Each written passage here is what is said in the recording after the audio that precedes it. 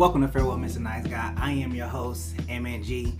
And you know when I get on this mic, I talk about a lot of things about being a single father and all of that great stuff and strategies of how to beat the courthouse and how I did it and got custody of my son.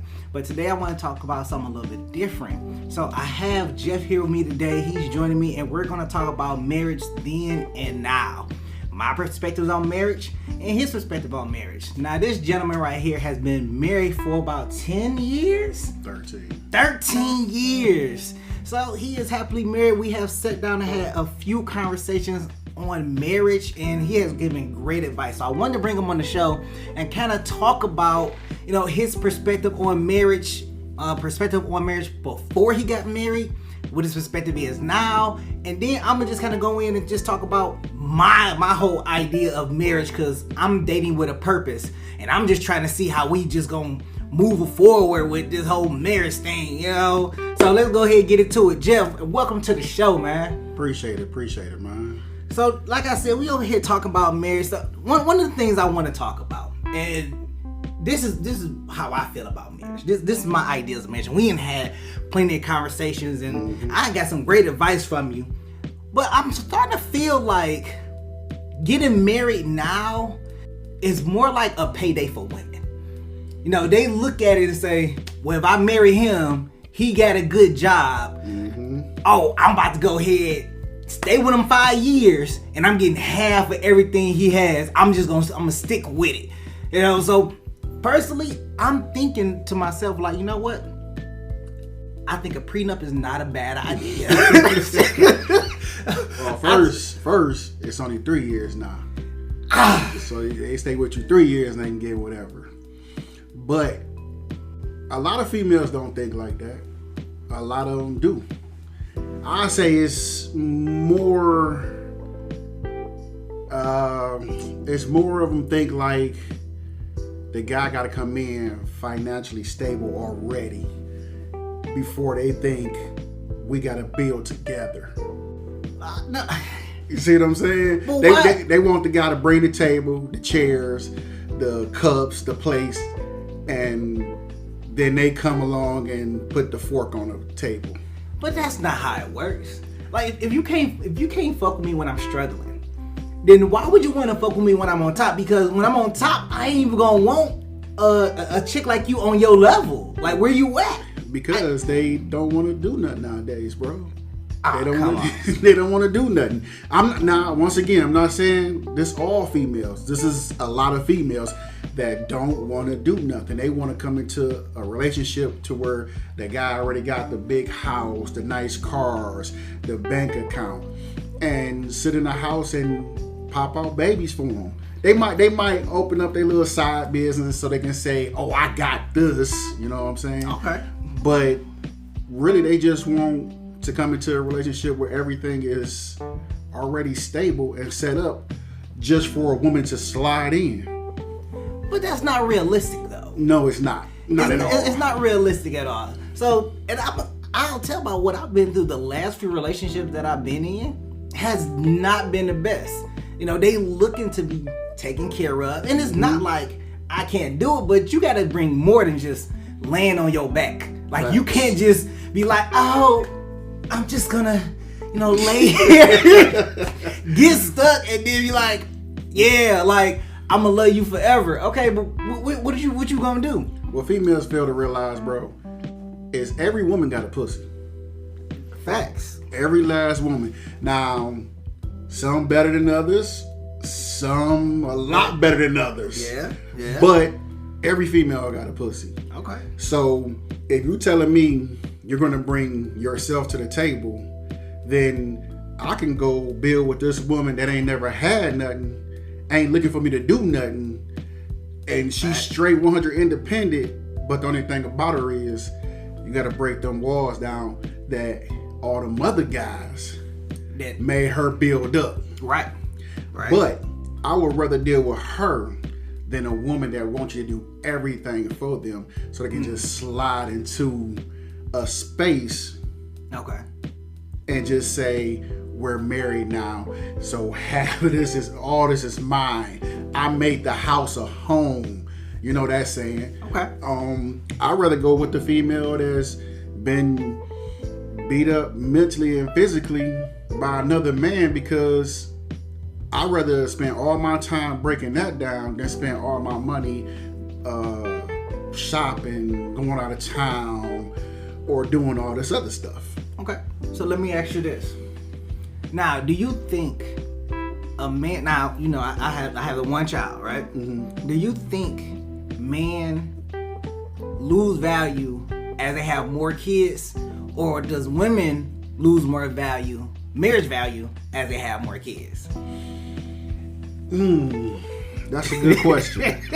That's a great question. He looking real puzzled right now. Like, hold on, I didn't get these questions in advance. He like, I gotta think on the fly. I'm gonna put it to you like this here. This just some real 100 shit. Okay. Like, you know, That's all I want. How can a person lose value if you never known them to have value? Okay. If I'm just meeting you, you can have 10 kids by 7 different guys, but that don't mean you was a hoe. That just mean, hell, I fell for all these guys and they was the wrong one, and I was popping babies out for them. That don't mean you lose value. That just mean I have to figure out if I want to deal with 10 babies. Okay. And with different daddies. Okay. She didn't lose value. Maybe she's just not my cup of tea. Okay. See what I'm saying? Okay. Guys, they don't lose. Only way I see a guy losing value is once he had the kids, he ain't doing shit for them. Okay. To me, that lose value in a man, because you already got 4 kids out here. You don't see them, you don't do shit for them. Why are you starting a relationship with another woman about to have another baby? That lose value to me. There is some truth to that. Yeah. Because if you think about it, the man as a provider, or the so-called provider, okay, and he looks at these women and he has all these kids by him, just knocking them out, right? You know it's gonna be hard for him to take care of all them kids, especially when we're talking about what the median income is like 30,000-40,000 right now. The median income is like 30,000-40,000. Poverty is like what, 20? If you're trying to take care of somebody, it ain't. Let's be honest. So, you know, for a man going out here having all these kids and trying to take care of all of it is going to literally be impossible. I mean, you have men out here that can't take care of 1 kid versus take care of 5 kids. But then you have men out here that spends time with all 5 of his kids but don't have the financial means to take care of them at all. Facts. But then you have women out here that are falling for, let's just say, the lies or the game that these guys are playing and throwing them, letting them go in, having sex with them unprotected, having babies for them, thinking that's gonna keep them around, or, you know, it's a oopsie and like, oh well, I'm pregnant, you know, I don't believe in abortion. Then the guy's like, well, that's not what I came for. And then they're off to the races like, okay, we'll find somebody else. But then you run to another guy, feed the same story, or something better, or, you know, maybe they were married, maybe it went a lifetime, and then they had these kids, and they like, oh well, I still have value. I'm still a person. I still bring something to the table. I just have kids that I have to bring with me. Right. Like I said, to me, nobody lose value as far as when you got kids. Because if you judge me by my kids, I can't fuck with you no way. Because now you putting down something that I have. Basically, you basically running my kids like they my credit score. You know what I'm saying? Look, a bad credit score will get you out the door. Somebody put that on repeat. A bad credit score get you out the door. We not even go play. I definitely feel you, but once again, you got to go back to, if this woman is somebody that you then kicked it with, you can talk to, y'all done went out, y'all done done all this stuff, and let's say she got 5 kids. Let's say she got 5 kids by two different men. Okay. Your choice after she's then told you this is, do you want to be bothered with 5 kids that's not yours and 2 grown attitudes that you might potentially bump heads with? Is she worth it? Because she might be worth it. She might not be worth it. My thing is, only way you gonna know if you try. Now, if you sit there and y'all kicking it, her man her baby daddy pull up and he get the wild and she out there trying to calm him down, the kids in the house going crazy, and you stand in the middle of it, then she say, you know what, go ahead, fight him. I don't think that's the one for you, you know what I'm saying? Because she's saying fight this one, what about the next one? The next one might pull up with a gun. I mean, that's true. There has been. It's so much. It's you got to make sure, first of all, the woman is at peace and have laid her past to peace. You see what I'm saying? You got to make sure that she didn't close all doors to baby daddy. Okay, because there is some kind of fooling around that still be happening. Exactly. And emotions get wrapped up into the situation. I mean, we've seen it on the news. Mm-hmm. Ex-boyfriend kills ex-girlfriend and a new boyfriend. Mm-hmm. Sitting in the car and stuff like that, following them all night long on a date. And it's like, at what point you just kind of just like the one story. I don't know if you had seen it, but the girl ended up firebombing the old boy's house and killed him and the new girlfriend in there because she was jealous that he had moved out. Not there's a whole bunch of sides to the story. Yeah. I believe, like I say, it's 3 sides to the story, so you don't know whether that person whether the 2 exes were still having sex with each other. Yeah. But that's why I say it's different. People are different, period. True. From now, and I even go as far as, let's say, the 2000s. Okay. 2000. I was in high school, high school in 2000. I was out these streets in 2000, But 2000, I say the females was more. Don't get me wrong. The guys will still fuck up. The females are still a little crazy. Don't get me wrong. But you would find less females willing to firebomb or kill or ready to go to jail over a guy. The most they might do is come over and break your windows out and go home. Yeah, you know what I'm saying? Yeah, key your car up and call you like you ain't shit. Stuff like that. But now, people can't get over they ex, so now they're killing them. So they say, hey, I can't be with you, can't nobody be with you. Why? It's all or nothing. Why? What puts you in a mental place to say, I am okay with going to jail than leaving you alone and being free with millions of other women? But nobody looks at it like that. That's what I'm saying. But what I'm saying is that right now people live in the moment. Yeah. And that moment doesn't go past. That moment can last for 2 weeks, but they can't see past those 2 weeks. So it's like we're in the moment of intense emotions. Yep. Now watch this. Okay. In that moment, you had a baby. Okay. It was like, damn, I fucked up this time. Okay. In that moment, you got too drunk and fucked up your ride. Damn, I fucked up my ride. Okay. You spending money on that ride you done fucked up. Mm-hmm. In that moment, 6 years later, if you kill somebody, you in jail now. In that moment. True.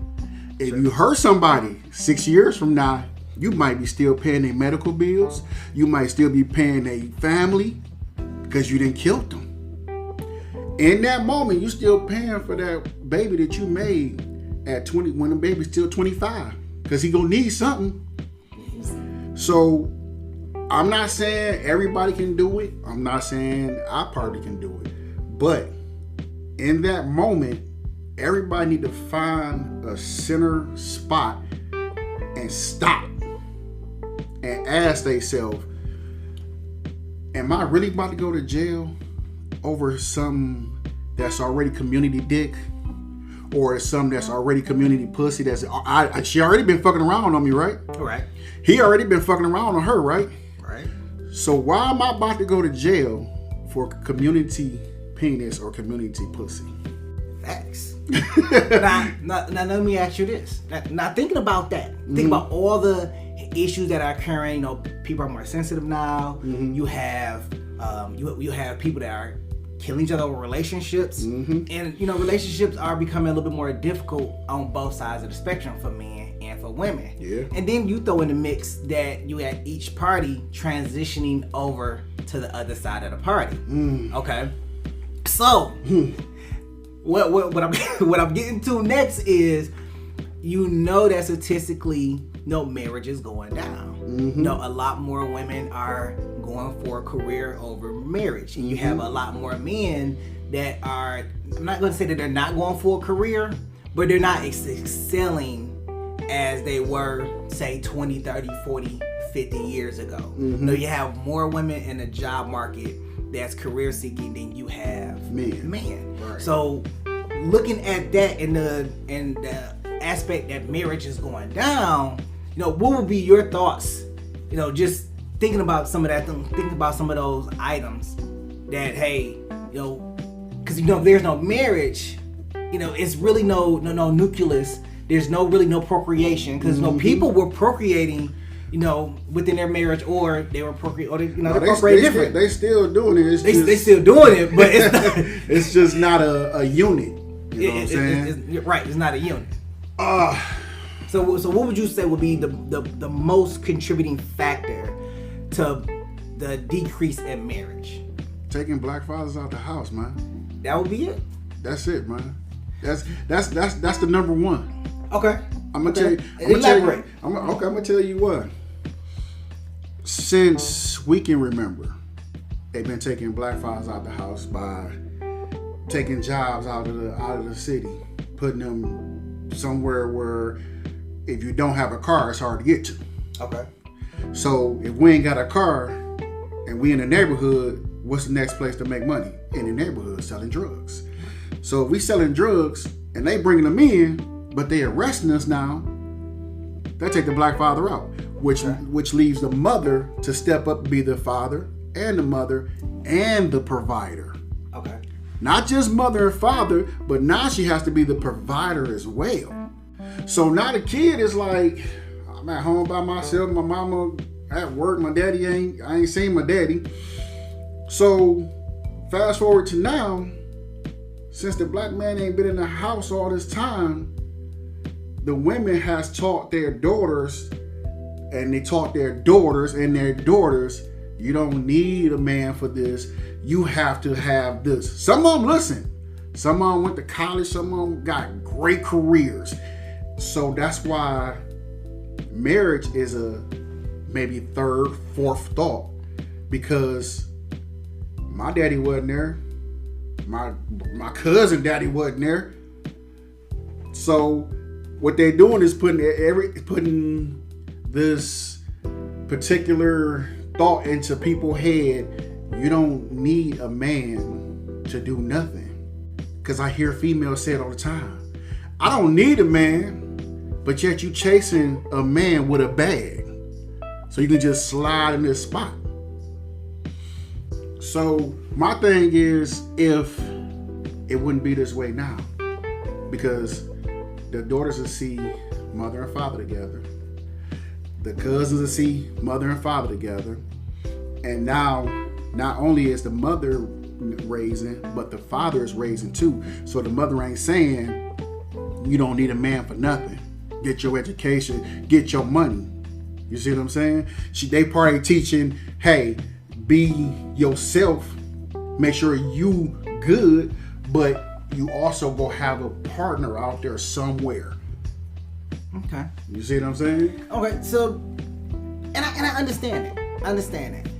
And this is coming from, you know, a person that didn't have their father in the household. You know, I had to rely on primarily a lot of father figures to learn certain skills that you would normally get from your father. Right. You know, changing the oil, maybe paying a bill, writing a check.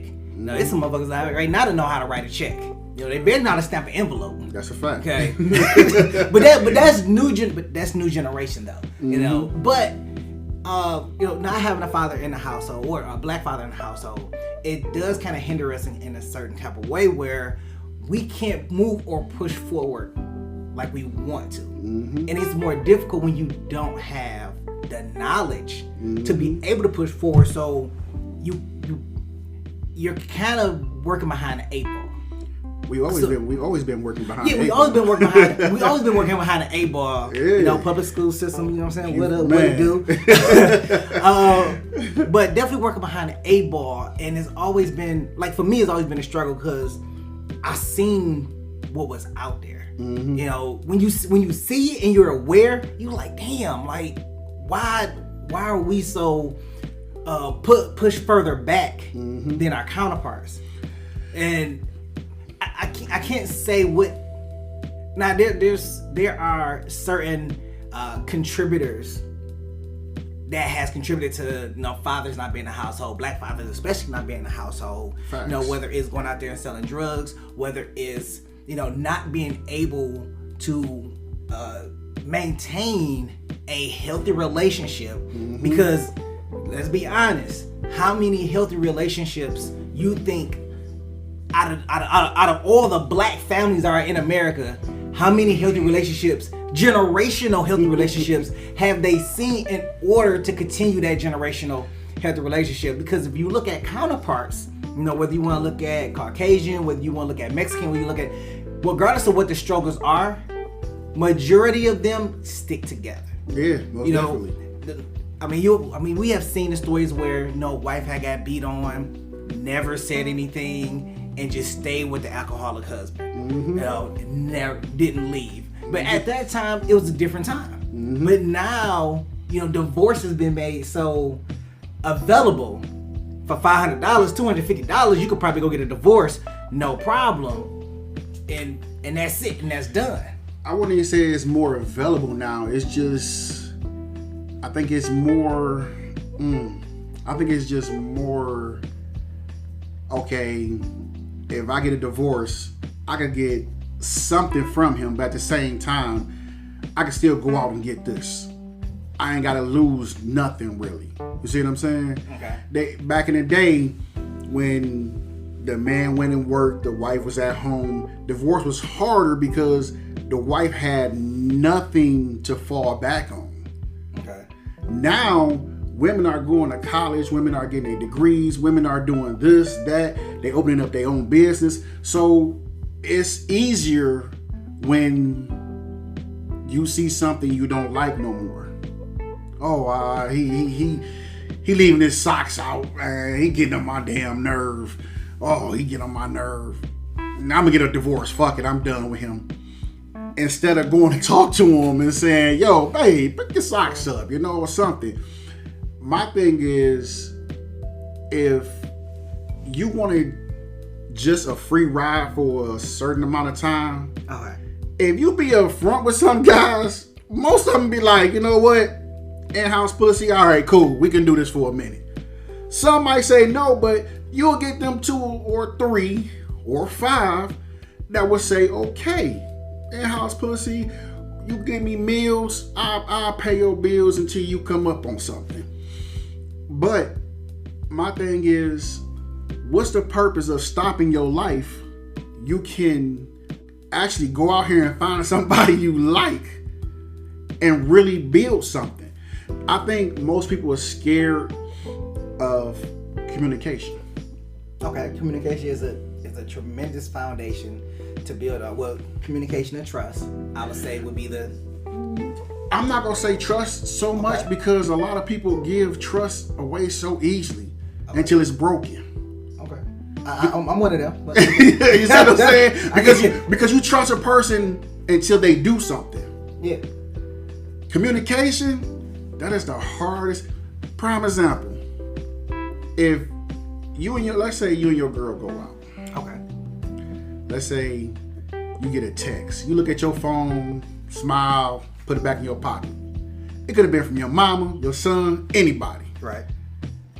But that smile, you just looked at that text and didn't say, oh, that was mama, or that was this. Instantly, she pissed because somebody else made you smile. I've been there. So next thing you looking at her face all twinged up. What's wrong? Nothing. Oh, okay. Well, let's continue to have fun then. Now her fun is broken because now she thinking something. But you still going along with it because she said nothing. And the first thing come out of her mouth, you don't communicate with me. But I just asked you 20 minutes ago, what was wrong with you? What's wrong? You said nothing. Yep. So that's not communication either, babe. Nah, but who texted you? You should have told me who texted you. Why do I have to tell you who texted me? Because they made you smile. What hoe making you? Why I gotta be a hoe? Remember I got a son. Remember I got a mama. I got cousins. So true. Communication is a bad motherfucker. So I don't know how many people actually knows how in depth communication is. Like, nobody right now. Nobody. Communication is really in depth. A good friend of mine had told me, and he said it plain and simple. He had to learn this with his wife. He was like, I can't listen to respond. I have to listen for understanding and then respond. You know how long it took me to understand that? I'm being dead ass serious, bro. You know how long it took me to understand that? Because I thought communication was you give, I give. Right. You receive, I receive. Right. So when she talked, I thought I had to give back. And I didn't understand why she was always looking at me like, damn, what's this nigga shut up? And I'm like, what motherfucker, you asked me? But she wasn't asking. She was communicating with me. Okay. But my dumb ass thought it was a debate or something and was just going like, you know what, whoa. And then I heard an old man say that at my job, dude. He asked me, he say, what is communication? I said, what we doing right now? He said, you're not listening. I said, yeah, I am. I said, you're communicating with me. I gotta listen. He said, what is communication? I said, what we doing? I said, what you mean?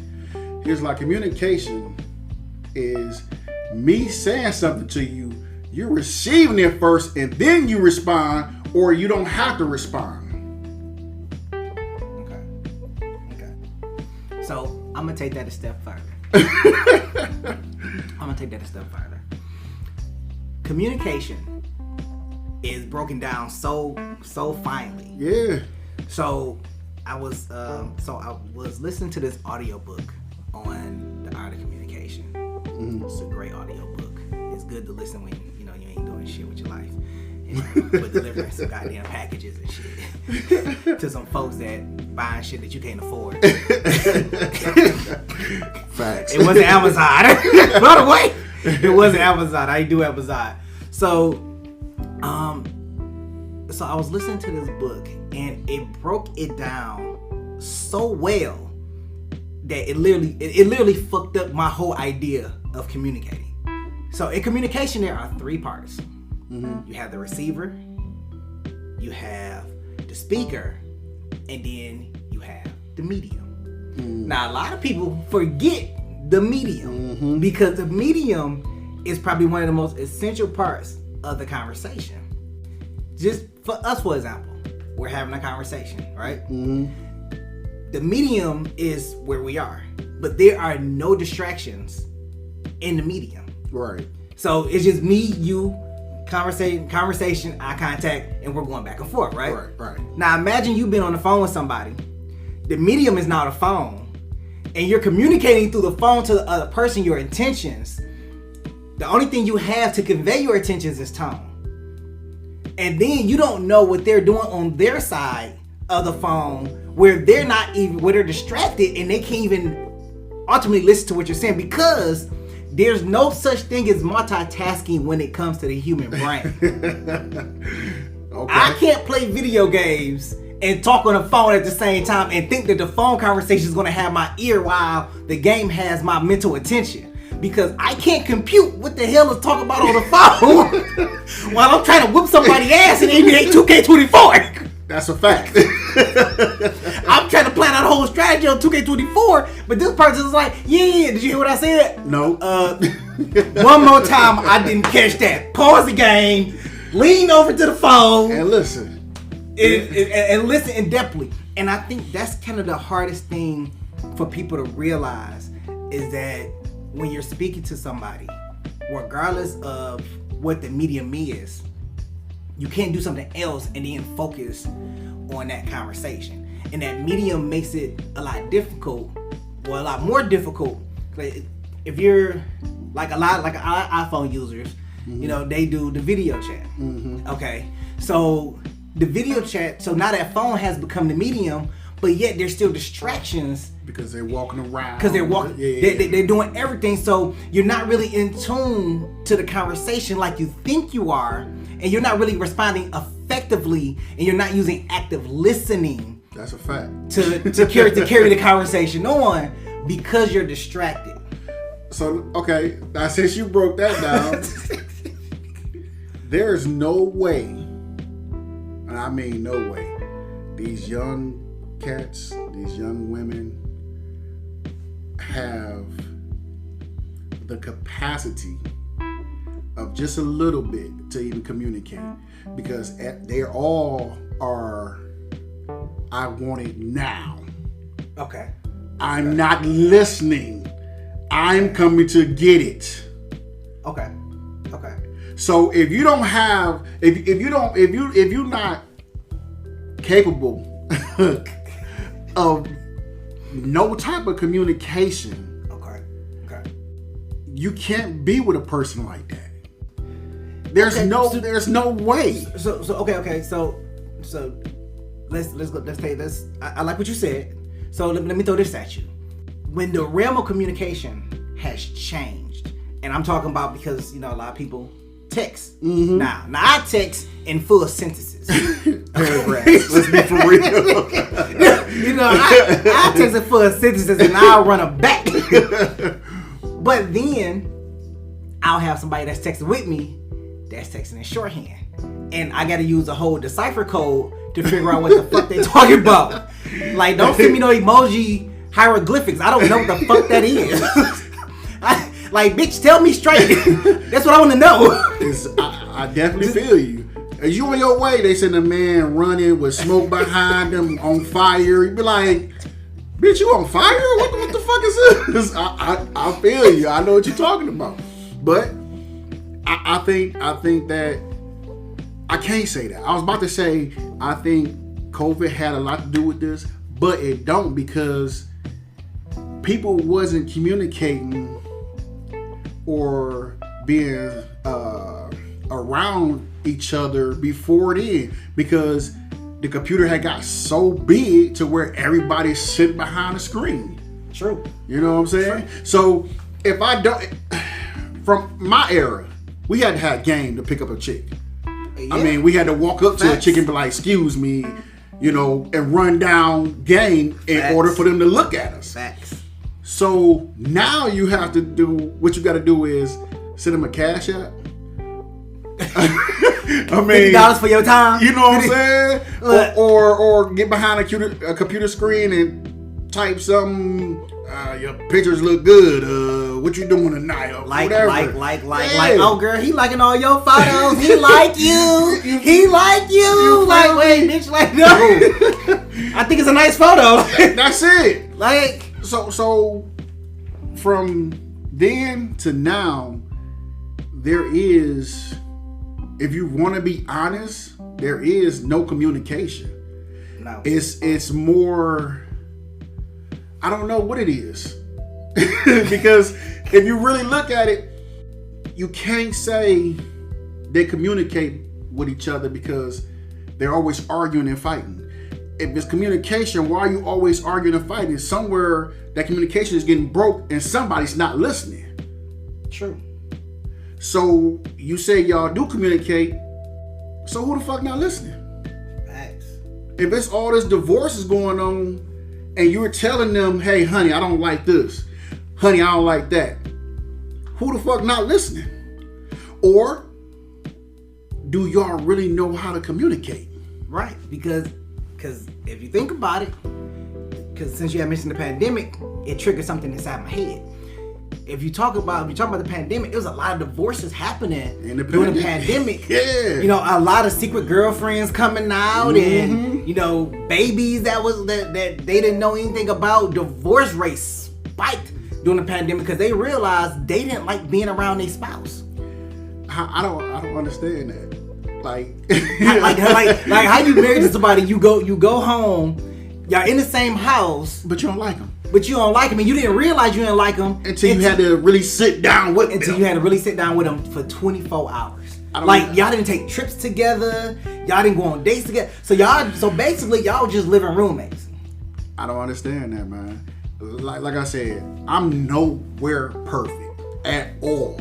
I fuck up. I piss my wife off probably all the time, but I'm just saying, if you can go to work, have a boyfriend at work, and have your man at home, your husband. If you can go to work with lip gloss, looking good, smelling good, bringing her lunch, or bringing him lunch, but you come home looking mad, what's the purpose of even being there? Because now you didn't give this man that you didn't say I do to, or this woman that you didn't say I do to, more respect than the person you live with. That's true. Then what's the purpose? What's the whole purpose? Because at that point, you might as well just go ahead and leave. Get your divorce and go. Because if you have more respect for a person you just fucking than the person you coming to lay your head with, you got kids with, he know your social security number. You know what I'm saying? If you got more respect for a person that's just sticking his dick in you, what type of person does that say you are? Damn, that's heavy. I don't give a fuck about you messing around. Okay, you messed around, cool, whatever. But if you got respect mutually, then I'll be like, you know what, you ain't never disrespect me, shit, but we definitely getting a divorce. But if you coming home, let's say a whole year, you done been nasty as hell to me, and then I find out you cheating, I'll be like, that's why the fuck you been nasty as hell to me? We didn't waste a whole 365 days. When all you had to do was say you was ready to go. That's it. I mean, but you know what? I think what happens is people don't want to lose the status that they have. Because if I'm married, but I'm out there hoeing and shit, and I come back home, I know that at home I have a status. I'm not going to home alone. Yeah.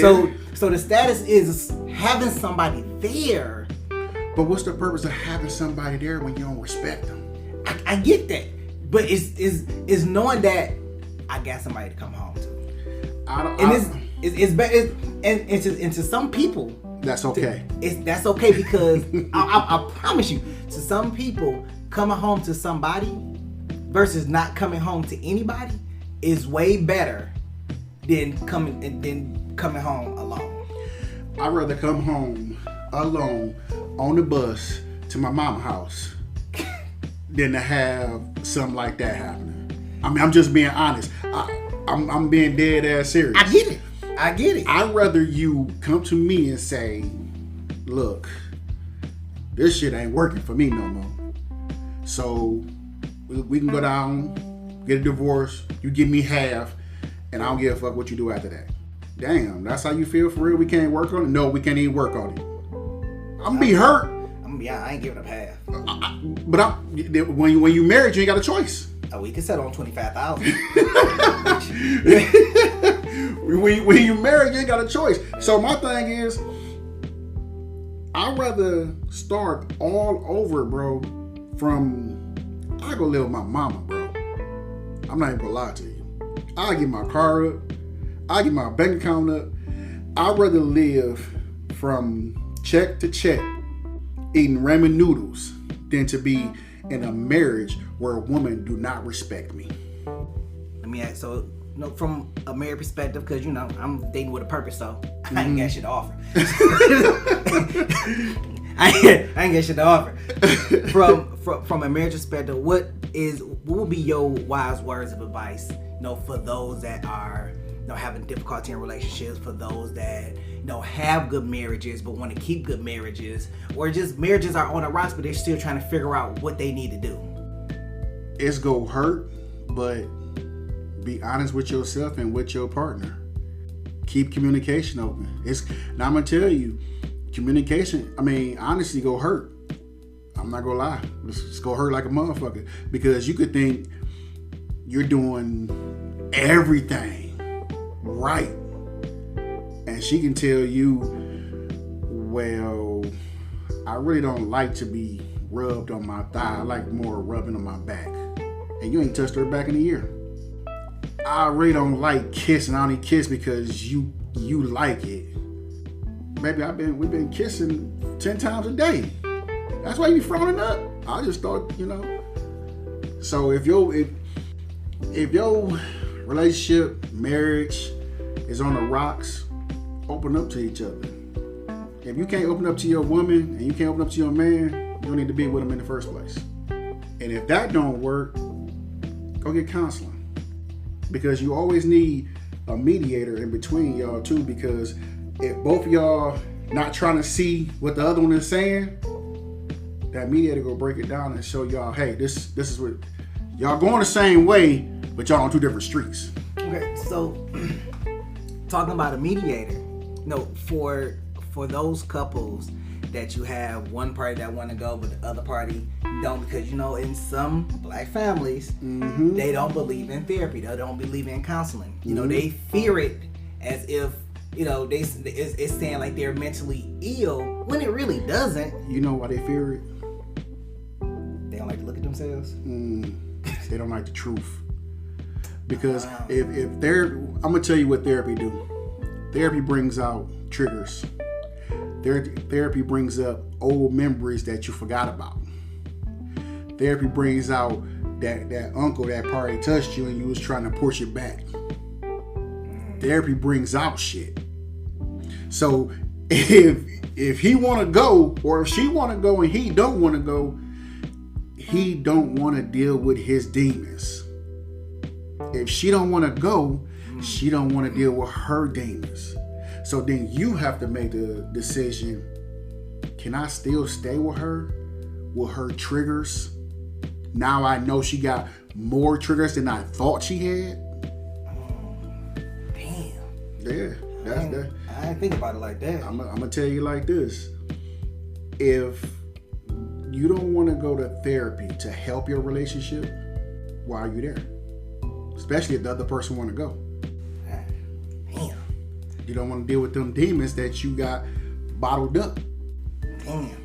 Well, look, this is MNG. I've been sitting here with Jeff getting a real deal on marriage then and now. So go ahead and send over a voice link. You know how they do it in Spotify. Send me a voice link. You want to go ahead and send us an email. You want to talk about other subjects, something that's on your mind you want me to go ahead and talk about, hey, feel free to go ahead and send it over to me. I got some more episodes coming up. I'll see you on the next recording. Peace. Thanks for joining us on this unfiltered journey where fair woman's a nice guy. We hope today's conversation brought you fresh insights and a renewed embrace of authenticity. To keep the canon vibes flowing, hit the subscribe button for more thought-provoking episodes and share the podcast with your friends. As we wrap up, keep embracing your true self, navigating life's twists and making connections truly count. Until next time, remember that your journey to authenticity and growth is one to cherish.